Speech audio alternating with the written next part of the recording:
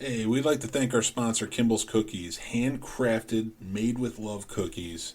Kimball's Cookies are great for any occasion. You want something for Father's Day, Mother's Day, 4th of July, Christmas, even just a normal day. Their cookies are delicious. So go check them out on Facebook, Kimball's Cookies, Kimballs Cookies. They are truly amazing. They come in chocolate and sugar cookie, but everyone is custom designed to whatever you like, and they have also great designs for different holidays. So check them out now, Kimball's Cookies. Thanks a lot, everybody. Hey, everybody, it's CJ Graham, Jason Voorhees. That's right, Friday the 13th, Part 6. And you're listening to the scenesnobs.com. What's going on, everybody? It's the Scene Snob, McManhattan, and I'm here to tell you guys about the scenesnobs.com. We're a channel of variety, comedy, entertainment, geek-related, sports, the whole nine yards. We cover almost every genre. And we have so many great shows to choose from. We have shows like the Scene Snobs Podcast, BTB Podcast, The Guapo Show, the Sports Snobs Podcast, the PVD Cast, Jeff Dwoskin presents Crossing the Streams, the Three Geeks Podcast, the Fandom Effect. We probably have the only Matlock-based podcast called Matt Talk, and we're introducing new shows all the time. We have new shows coming up like the Ear Hustling Podcast, Carpool Shenanigans, and of course, from some nobodies, Twitching Upstream and Talking Upstream. So come on, check out thescenesnobs.com, enjoy it, and please leave feedback. Like, follow, subscribe us, and just let us know what you think. We love to have all the interaction. So I, again, am the Scene Snob McManhattan. Check out thescenesnobs.com. You can follow us anywhere on social media at The Scene Snob, and we will talk to you guys soon. Take care.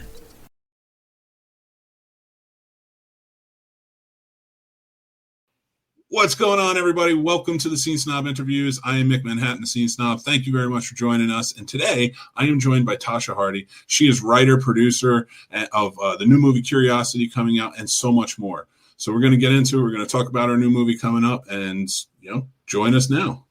And then I'll play my thing, and then we'll go from there. Perfect. Sweet. Thank you so much. Thank you. Have a great rest of your night. You too. Take care. You too. Bye-bye. So my career started in Hollywood a long time ago when I was in my 20s, and I was there for about 14 years, PA and a producer. But I just got overrun by being on set. I didn't really enjoy it that much, and I wanted to learn how to write. And so a movie I was working on a long time ago, the script happened to be sitting on someone's chair, and you know how, of course, you shoot out of order. So I'd never seen the story itself, and I read it, and I was like, wow, I bet I could learn to write at least as good as this, So I started out this adventure for 10 years, wrote 11 scripts, and just decided to, I was trying to sell them for years, and I had a couple of them that were optioned, had some really good, close calls with a script that had Bryan Cranston attached to it, and actually produced a TV pilot with him in it. And just little things here and there, but over time and how the industry has changed, I think you have to have kind of like a proof of concept of something that you do yourself. So I'm like, I can't wait anymore for someone to buy my $1 jillion script. That is not reasonable. And plus I'm in Austin, Texas, which is a really cute little artsy town. But, as much as we love to think it's little Hollywood, I think every small town wants to think that, Sure. It's not the truth, but we're trying, right? So, so I decided to reach out. I had Bob Clendenin in mind for the lead, and I just blindly reached out to him 4 years ago and asked him if he wanted to be attached. And, from there on, it's been on and off and building and taking down, and now we're shooting on March 6th and 7th. I love that. And so I know this is a short. How long do you think, how many pages is it, if you don't mind me asking? It's 15 pages, and it's pulled out of the pilot and series Bible for the TV series. So it's actually an example for a series that John Lear and I are going to pitch around town, Hollywood. All right. That's awesome. Yeah. And I did Bob Clendenin, and he's, household name. He's in everything at this point. So, it was wonderful to see that he's attached to it. He's so funny. I know, he really is. And now that's awesome, though. I started out in Hollywood myself, so I definitely get why you're in Austin now. But yeah, it's I'm pretty sure we had the nonverbal conversation of that. Yeah. Not fun living there, at least, or it wasn't at the time. Maybe it's better now, but. Well, with producing, because that was like where I kind of fell into when I, was going to school. And then when I got out, I wanted to follow that line.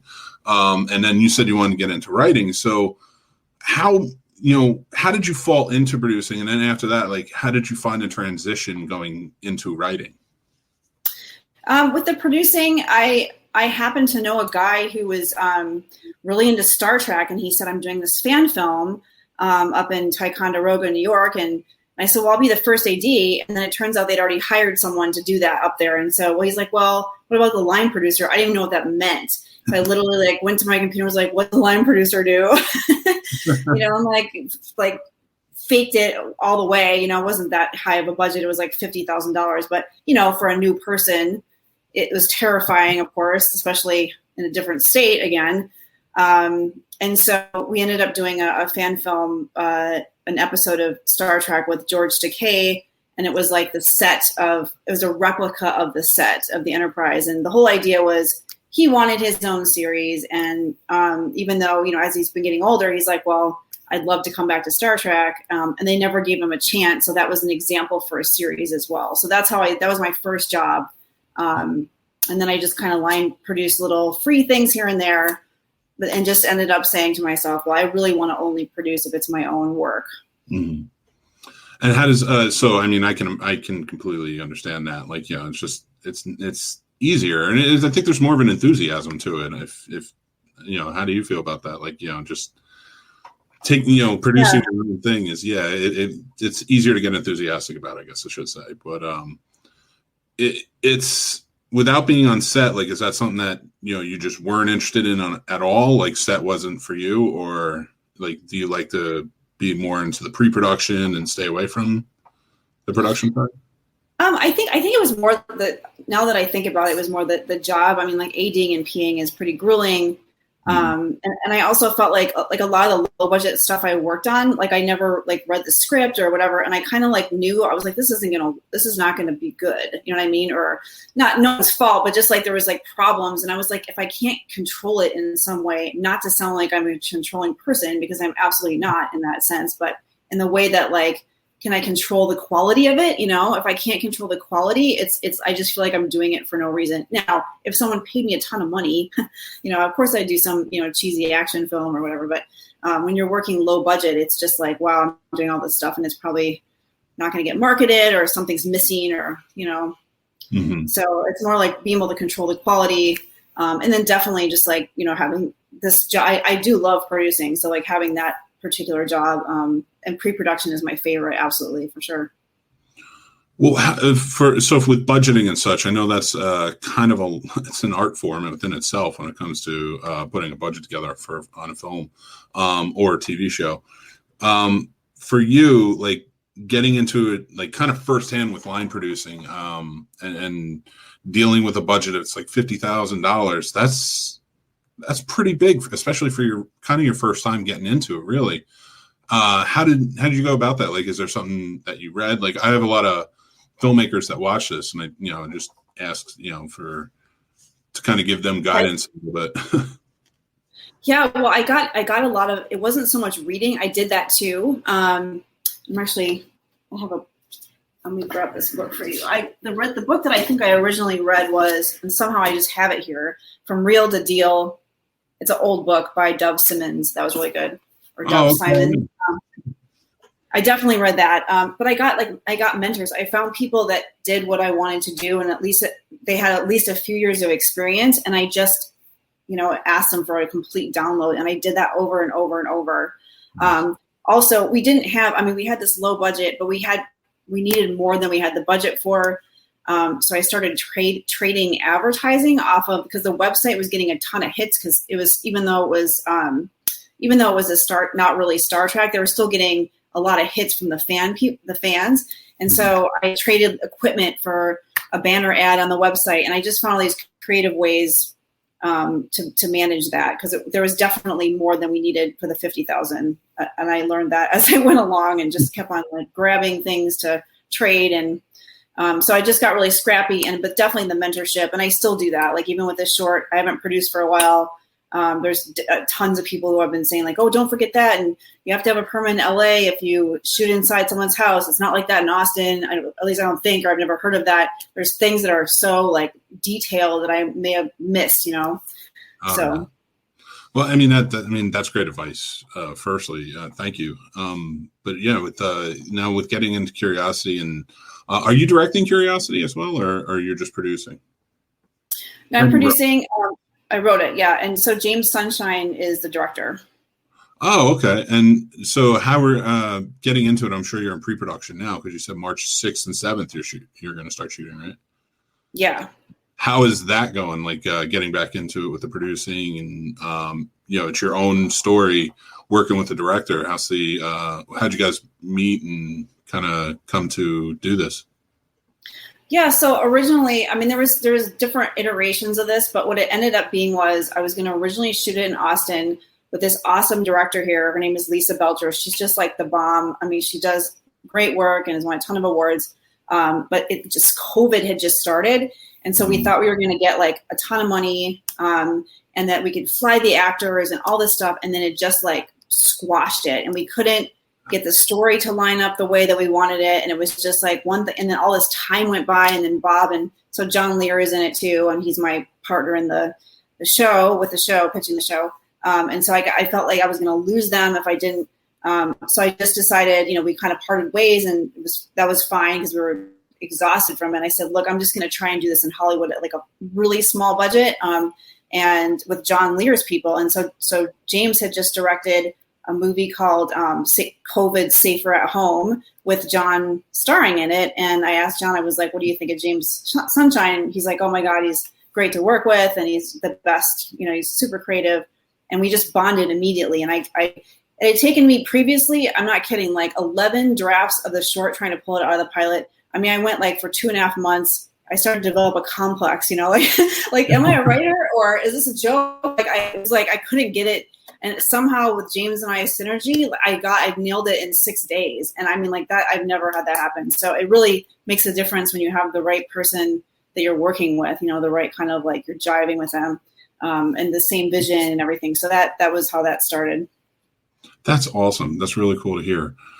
So now so how many locations and such, when you go out to LA, are you looking at doing? Like, I know with COVID, there's a lot of, especially in Los Angeles right now, has that hindered like your locations, what you're going to do, or have you had to change things up at all?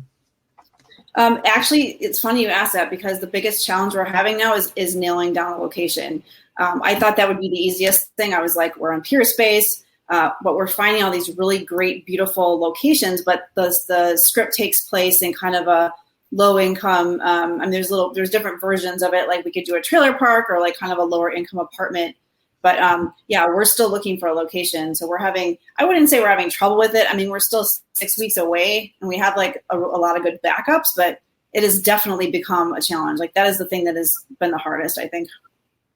Okay. And are people, I'm not quite sure how everything's kind of opening back up out there. Are they being receptive at least and, being open to meeting or? Oh, you cut out right when you asked that.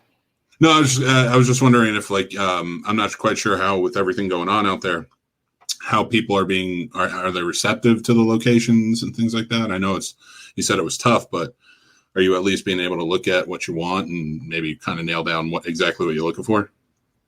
Yeah. Oh, there's definitely options. It's just, there's a lot less. Like, I mean, it's hard to convince someone that to use their house during this time, et cetera, because of, nobody wants a bunch of strangers in their house, but there's definitely options. We're just kind of looking for the we'd like it to be someone we know or a referral, just in case.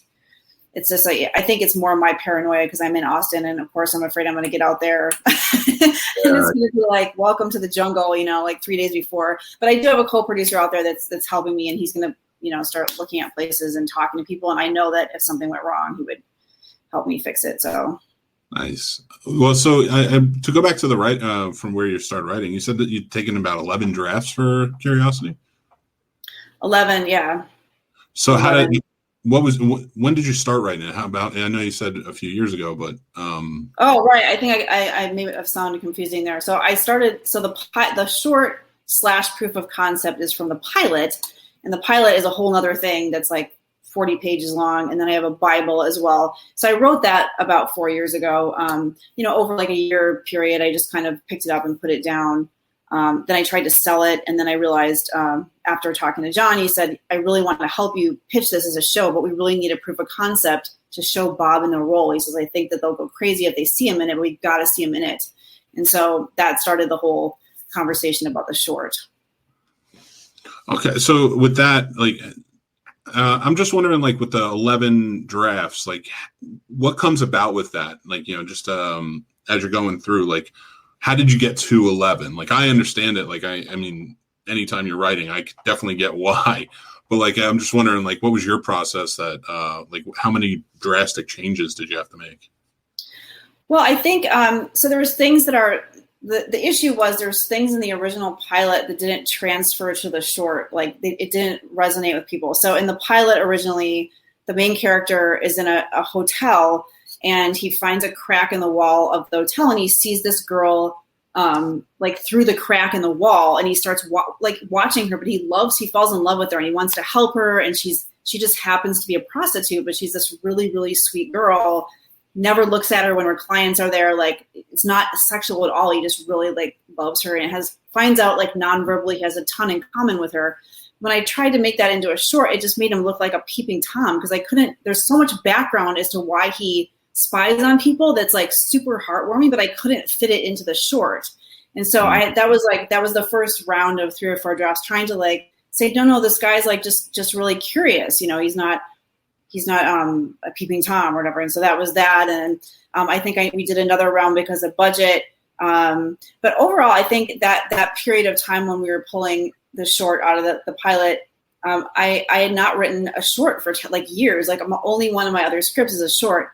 And I didn't realize how difficult it is to get all of that in such a short period of time. And so it became too formulaic. I was trying to follow a formula as opposed to more writing intuitively, which I do usually. I didn't start with that. I tried to do this formula that I read somewhere, and it just didn't work. But when I found a partner that, James and I started talking about, it just came out of nowhere, because I started to remember why I wrote the pilot in the first place, and it all came together. So it was just a matter of my perspective about how I was doing it, I think, if that makes sense.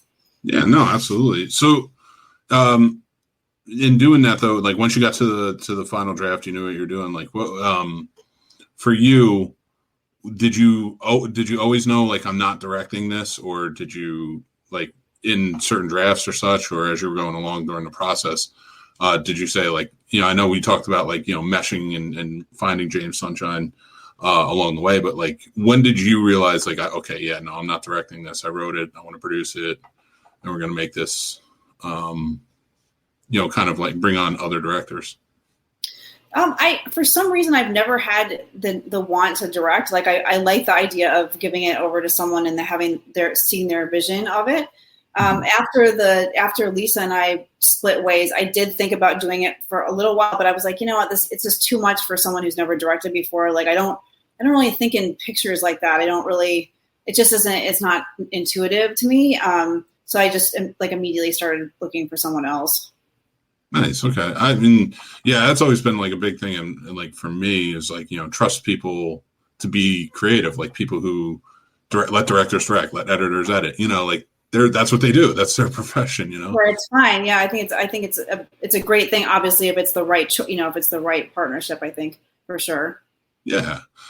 So with this, with Curiosity is coming up, and the last year, has there since everything was kind of shut down, what have you been working on towards it to what have you been able to, I guess, work on towards it while things have been shut down, and you being in Austin and officially having to say, okay, we're going to go to LA. Is it, what's, I guess, the biggest challenges that you've been facing? I think, well, first of all, I started from zero again. I decided to learn how to crowdfund. And I spent, I don't know, like over 200 hours learning how to crowdfund. And then I did the crowdfunding. That was insanity. I mean, you can imagine. And I didn't make the goal, but I ended up just getting a little bit of a windfall. And I was able to put some in myself. So that like saved it. But that was a whole month of just like 24/7, like pounding it. And then I pretty much after we decided not to do it in Austin, I was like, I have to start the crowdfunding campaign in 3 weeks or 4 weeks, because otherwise it's going to end over Christmas and it's not going to work. So I had to like jump in and do it. And then I started doing pre-production in the middle of the crowdfunding campaign, just a little bit here and there. But we've been kind of doing stuff out of order. Like, you know, like I said, the location's been a big deal. A lot of people have come forward that are friends of, you know, John's and Bob's. Like the DP is Mark Peterson. He's worked on 10 Items or Less with Bob and John, and he's worked on some other shows with them. And they're just the two of them have worked. Quick Draw, that's the name of the show. They've worked together for a long time, and they've built this group of friends around them that just love working with them because they're so fun and funny and just great to work with. And so all these people, I've had a lot of luck with crew and cast coming on just from knowing them. So that's been a lot of what I've been working on. And then I think besides the location, I mean, that's the only thing we're waiting on. I've decided to art direct with an art director named Ken Copeland, who lives in Dallas. We're going to do that virtually, and I'm going to drag, here we go, right? I'm going to drag all the props to LA from Texas. I'm like, oh, brother. And they just keep getting bigger and bigger. I'm like, I know, what if we have this huge plant in the corner? And I'm like, oh, here we go. Like, how am I going to do this? Yeah, I like the nitty-gritty. But I that's the part I love, the art direction and the rewriting. I mean, the creative stuff is, I'm really looking forward to getting more into that. Nice. And so, how big of a crew do you guys have right now planned? So we're going to have about 17 people a day on set. And that also includes like the health and safety supervisor for COVID. And that includes like the caterer. I mean, like, so I just count everyone. So altogether we're about 17 in any given day. And it's a two day shoot. And then we have like a 1 day of prep beforehand. Mm-hmm. Nice. Okay. So I'm not quite sure. Like, I know that, like you said, safety coordinators, things like that. How much now with COVID it goes into it? Like, is there a lot of paperwork to file? Is there, like, how does that kind of work out? Well, there's different rules for different cities, but they're pretty much the same. I mean, we're lucky that we only have a 2 day shoot, because you do have to test every 3 days in LA. And so right before the shoot, we'll all take a COVID test. And, you know, obviously, hopefully be all negative. And then this health and safety supervisor, I don't exactly know what they do, but I think that they just enforce on set to make sure that people are staying far from each other when they need to, and using their masks and stuff, and washing their hands. Or I'm not exactly, it's a whole thing that I've been procrastinating trying to figure it out because it seems so boring. But I know I have to, like, you know, it's going to become an emergency like sooner than later. It's you know, nobody really wants to go through this, but I want to make sure my people are safe, of course. Yeah, absolutely.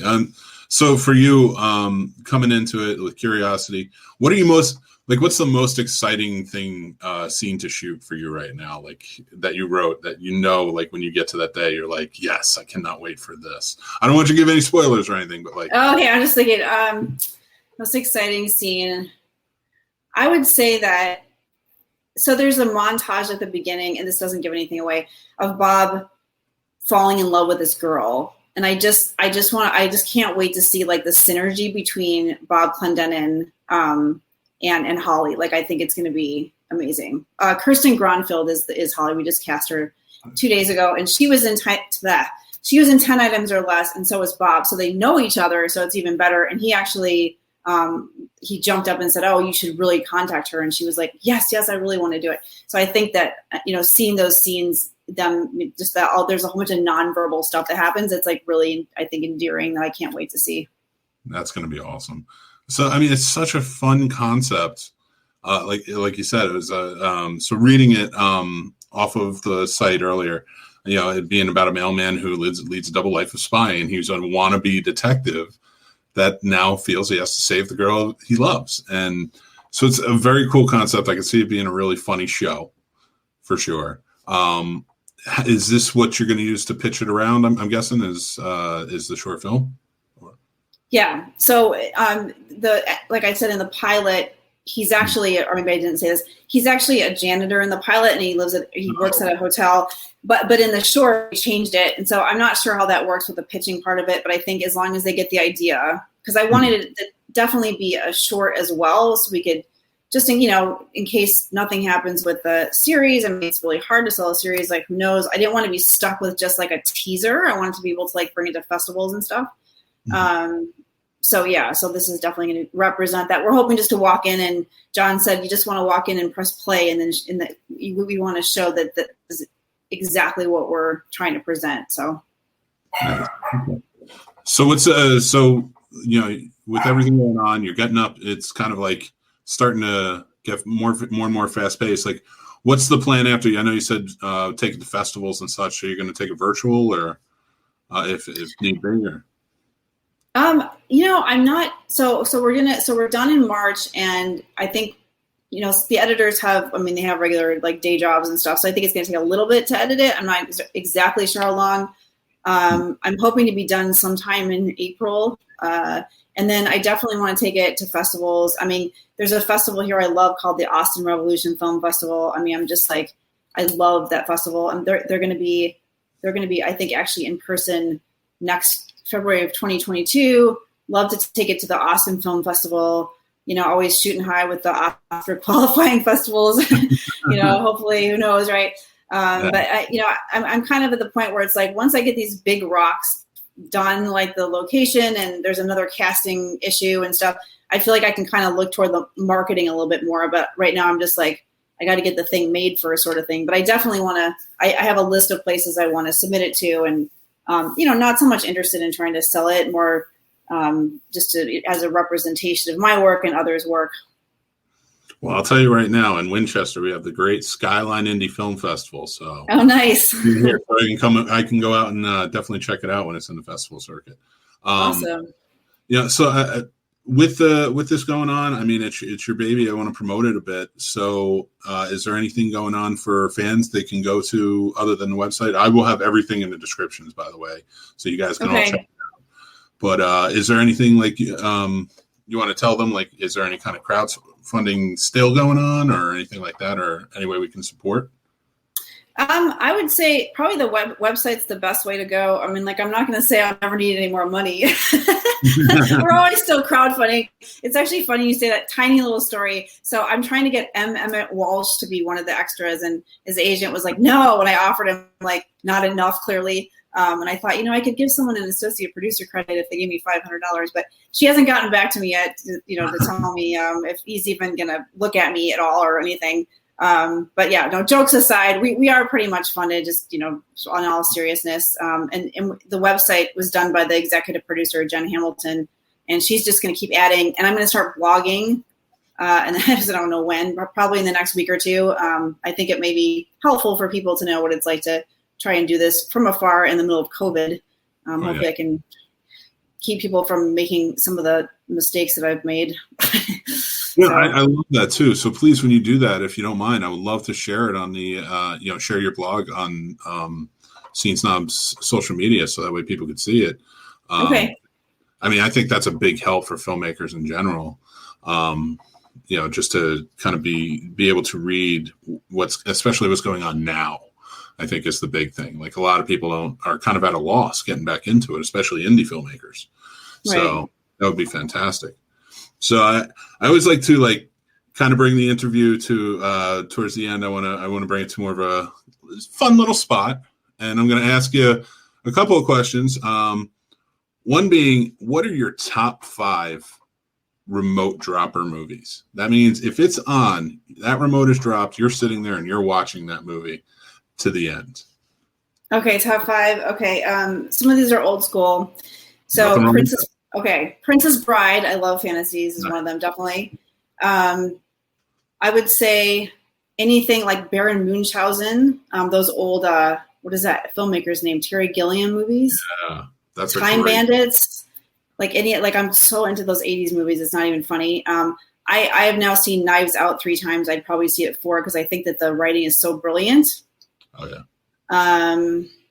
I'd have to think about a 5th one.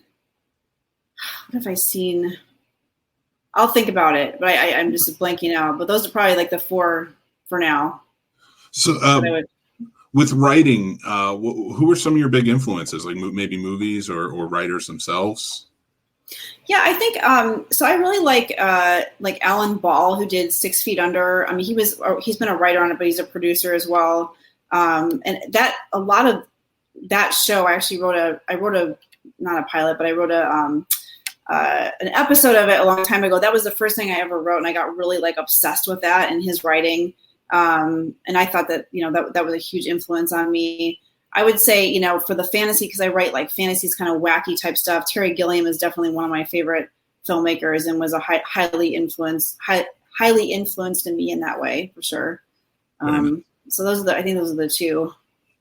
Oh, that's awesome. Is there any movies, like not remote dropper movies, but like, I know you said Terry Gilliam, that really stand out, like are maybe some of your favorites? Like mine is Back to the Future. I can watch that movie anytime.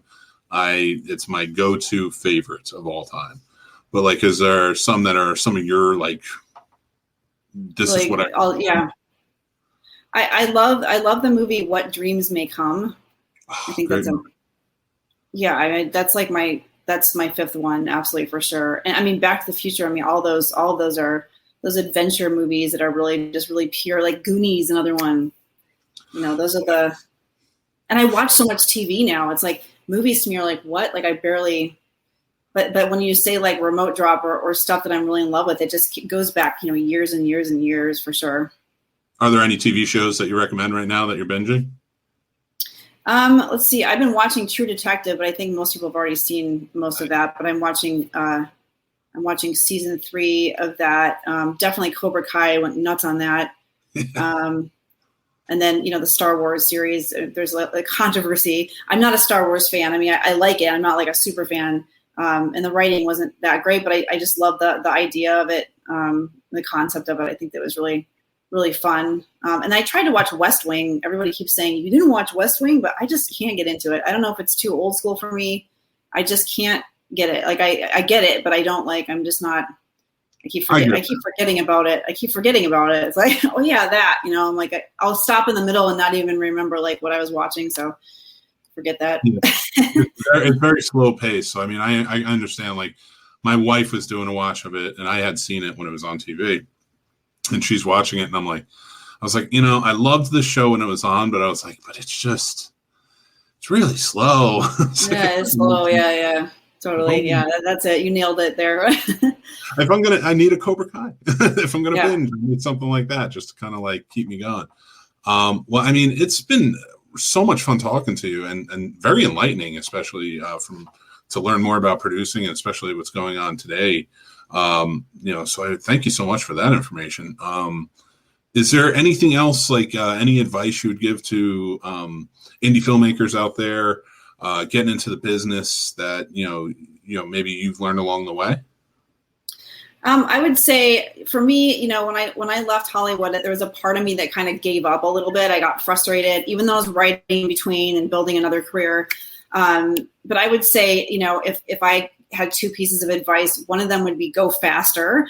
And another one would be, if you can't do it one way, just find another way, because it eventually happens. I mean, this is something I've been trying to do for years. And 5 million times I was like, this is impossible. And then it just kept being possible because I never gave up on it. So I know everyone always says never give up, but really it's true. Like if you just keep finding the next way and you just keep, busting forward, it'll happen for sure.